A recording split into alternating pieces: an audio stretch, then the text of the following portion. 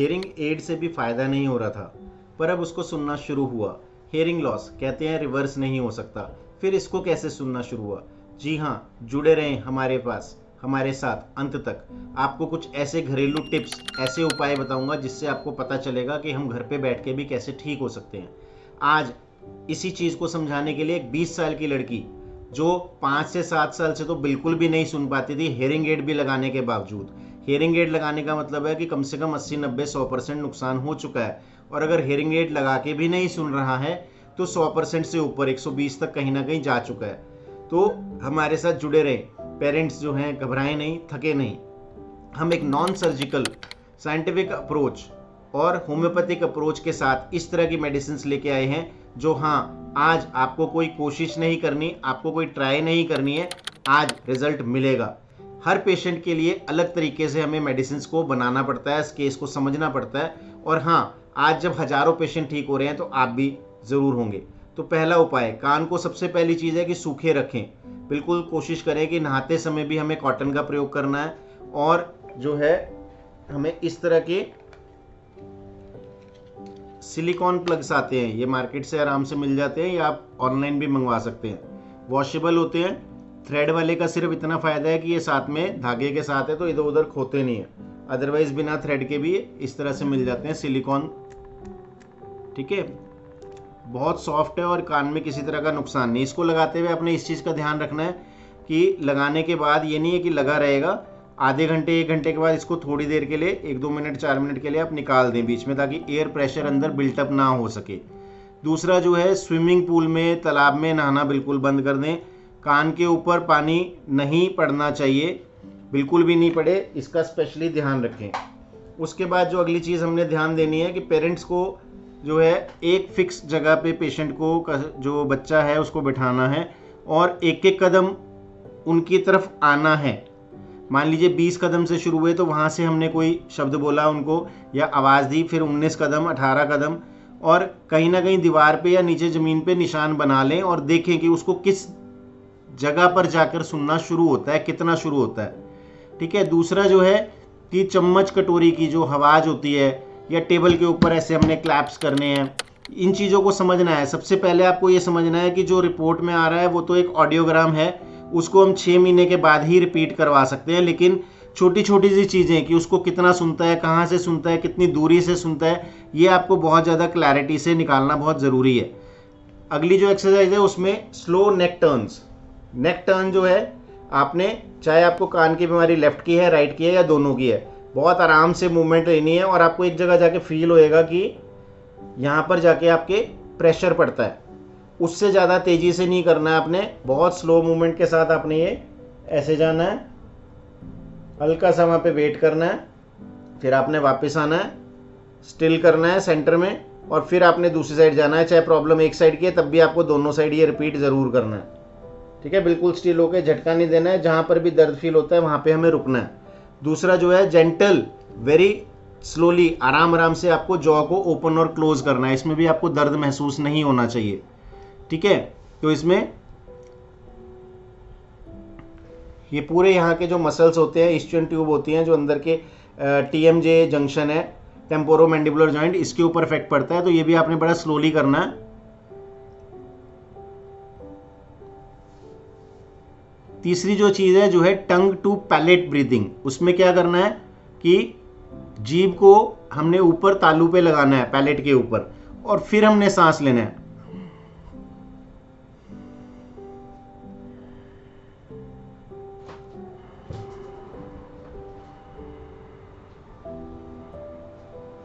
तो आपने ये 2 से 3 मिनट तक आप इसको, धीरे धीरे आपका टाइम पीरियड बढ़ जाएगा तो 2 से 3 मिनट तक आप इसको कर सकते हैं। रेगुलर जो है आप इसको सफाई के लिए बहुत, किसी भी घर में समझदार व्यक्ति से बहुत अंदर तक करवाने की कोशिश ना करें, बहुत आराम से जितना हो सकता है। ईयरबड वो भी अच्छी क्वालिटी का आप यूज़ करें, कोई लोकल या जो जिनकी लकड़ी सॉफ्ट होती है या बड्स आगे रुई बहुत कम होती है उसको यूज़ ना करें, और बहुत अंदर तक और एक बार में करने की कोशिश ना करें। हाई वॉल्यूम से बहुत ज़्यादा बचें, डीजे लाउड हॉर्न्स में बिल्कुल नहीं जाना है। ठीक है, फिर आपको जो नेक्स्ट लास्ट एक्सरसाइज मैं आपको बता रहा हूँ, इसके बाद हम आपको ये एक वीडियो दिखाएंगे, फिर इसके बाद काफ़ी सारी चीज़ें और बताएंगे। तो जोर लगाकर हमें कान नहीं फुलाना है। कईयों को एक गलत इंटरप्रिटेशन है कि हम ऐसे करते हैं तो हमें बेटर लगता है जी, लेकिन इस तरह से नहीं करना चाहिए, क्योंकि इसमें कॉक्लिया के ऊपर अंदर की नर्व्स और सेल्स के ऊपर नुकसान होता है। तो ठीक है, हमारे साथ जुड़े रहिए, इस पेशेंट की कहानी सुनिए। 5 से 6 मिनट की है, पूरी सुनिए। इसमें काफ़ी सारी चीज़ें उन्होंने ऐसी बताई हैं जिससे पता चलता है कि इन्होंने किस किस चीज़ का ध्यान रखा। उसके बाद में आपको काफ़ी चीज़ें ऐसी बताऊंगा जो आप घर पे रहकर भी इसको क्लियरली ओबे करें, तो आपको फ़र्क आएगा, आप भी ठीक होने की दिशा में जा सकते हैं। धन्यवाद। हाँ हाँ डॉक्टर साहब नमस्ते। हाँ जी नमस्कार जी। क्या हाल है गुड़िया का? ठीक है सर, बच्ची बचा रही है कि काफी बढ़िया रिलीफ है। अच्छा, हाँ बच्ची आ गई। नमस्ते। नमस्ते। क्या हाल है आपका? ठीक है। किस किस चीज में फर्क है? किस चीज में फर्क है बताओ? सर किस चीज में फर्क है? सुनाई देने में। सुनने लग गया हो? हाँ, और आवाज भी आता है।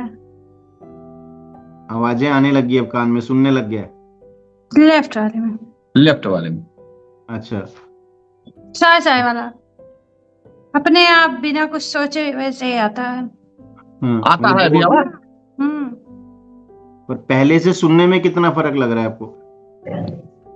वाले से नहीं नहीं, पहले से सुनने में कितना फर्क लग रहा है? 20% शायद, 20% से ऊपर ही। और कितने साल के बाद सुनने लगा है? सर कम से कम 5-6 साल के बाद में। अच्छा, और हेयरिंग एड लगा रखा है अभी? हाँ जी जी लगा रखी है। मतलब पहले हेयरिंग एड से भी सुन नहीं रहा था, अब हेयरिंग एड के साथ सुनने लगा? हाँ हाँ। अच्छा ये बताओ कि क्लियर सुनाई दे रहा है, क्लियर हो रहा है कुछ? 20% बता रही है ना कि 20% सही हाँ सुनना 20%। शुरू हुआ है। जी जी। अच्छा। पटाखे की वजह से थोड़ा सा दिक्कत हुआ था बीच में। हाँ तो वो रुई लगा के सोया करो ना, वो अंदर हवा चली जाती है। हाँ दर्द करने लगा था कान। वो कह रही कि पटाखे का आवाज से दर्द करने लगा था। हाँ, वही चीज मैं कह रहा हूँ ना, अंदर इसमें रुई लगा लिया करो। हाँ डायरेक्ट हवा मत जाने दो, फराटे की तो बहुत तेज होती है। नहीं नहीं, वो पटाखे की आवाज। पटाखे? अच्छा, पटाखे से भी बचना चाहिए था। चलो अब तो निकल गई दिवाली। हाँ। और अभी कान बहता है? अभी भी कान बहता है? बताओ। कान बहता है अभी? है कौन वाला? हाँ अभी लेफ्ट वाला कान बहता है। और इसी में सुनने में सुधार है? हाँ सुन सुन वही कह रही कि उसी में सुधार हुआ है लेफ्ट वाले में। अच्छा ठीक है। हाँ। अभी किस रंग में आता है मवाद? पानी किस रंग में आता है? नहीं नहीं, किस कलर का आता है? नहीं नहीं, किस कलर का आता है पानी? रंग मवाद का रंग पीला। पीला। पीलेपन पे। और बदबू कितनी है? बदबू? हाँ बहुत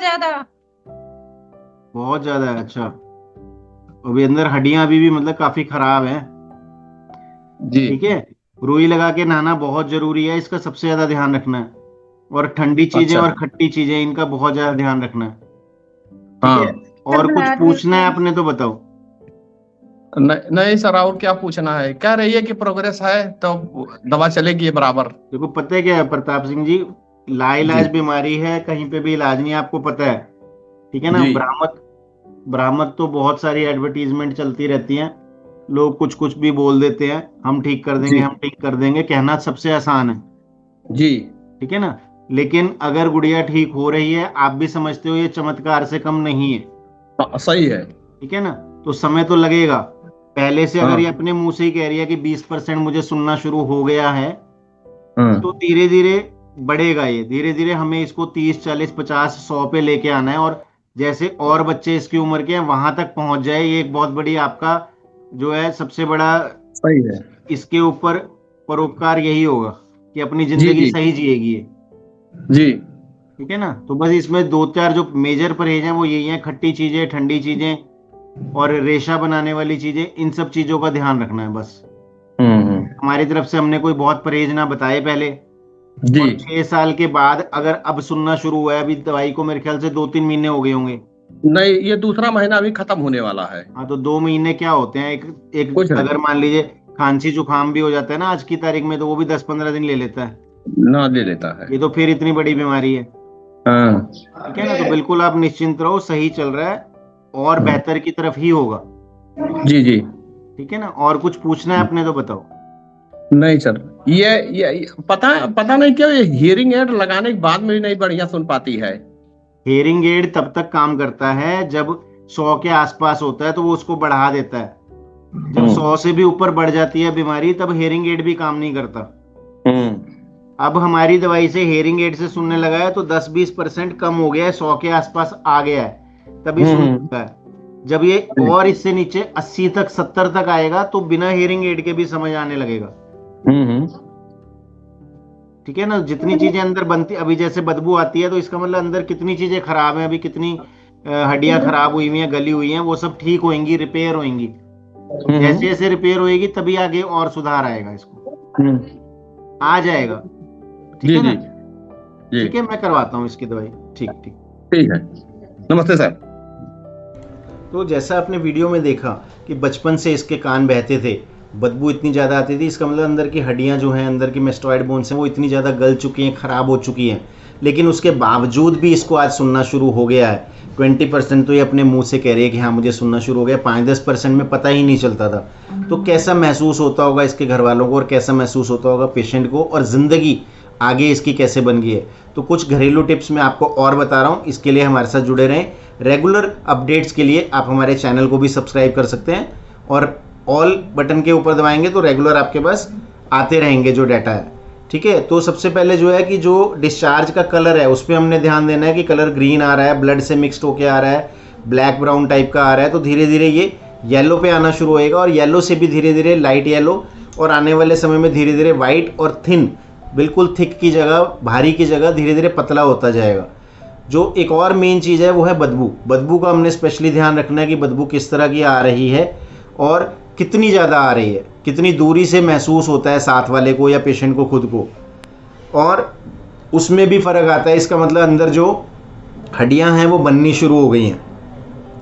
तो आपने जो एक चीज़ का ध्यान रखना है कि आपने कोशिश करनी है कि विटामिन सी जो है वो बहुत ज़्यादा प्रयोग नहीं करना है, खट्टी चीज़ों का प्रयोग नहीं करना है, जैसे कि नींबू, अचार, चटनी, सॉस, संतरा, मौसमी, इस चीज़ों को अवॉइड करें। ऐसे पेशेंट्स खास तौर पे जिनको CSOM है, chronic suppurative otitis media, discharge ज़्यादा होता है, क्योंकि हमारी मेडिसिन जब अंदर काम करती हैं तो हड्डियों को ठीक करने का काम करती हैं, प्लस साथ में जो नसें हैं, जो कॉक्लिया की नर्व्स हैं, जो सेल्स हैं, उसके ऊपर काम करती है। और हमने जब भी कभी हमें बीच बीच में ऐसा महसूस होएगा कि हमें भारीपन बढ़ गया है, सुनने में और दिक्कत आ रही है, तो इसमें कोई घबराने की बात नहीं है, क्योंकि जब भी अंदर से डिस्चार्ज जो है, जो अंदर कलेक्शन है, क्योंकि बहुत पतली सी जगह है जहाँ से इसने निकलना है, जैसे पेन का सिक्का होता है, इससे भी पतली जगह होती है, तो वहाँ से जब चीज़ ने निकलना है वो ब्लॉक फील होएगा आपको टेम्परेरी कुछ समय के लिए। हमारे पास ऐसे बहुत सारे पेशेंट हैं जिनका पर्दा भी बन चुका है। जी हाँ, बिना ऑपरेशन के, विदाउट सर्जरी टिके रहेंगे तो डेफिनेटली आप भी इसी की तरह अच्छा रिजल्ट पाएंगे। Thank you.